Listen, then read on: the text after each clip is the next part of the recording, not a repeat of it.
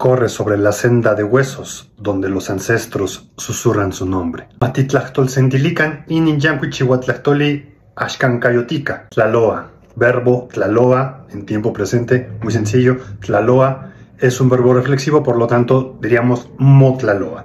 Motlaloa, que quiere decir caminar rápido, pero en la cultura náhuatl se piensa de manera reflexiva. Ninotlaloa, ninotlaloa, timotlaloa, timotlaloa, motlaloa, motlaloa, titotlaloa, H pluralizante al final, titotlaloa, anmotlaloa, anmotlaloa, motlaloa, motlaloa. Awinashkan tlachtolpamitl, yemotlaloa omiyoopan, campainachtotatzitintin, ichtacanonotza itoca.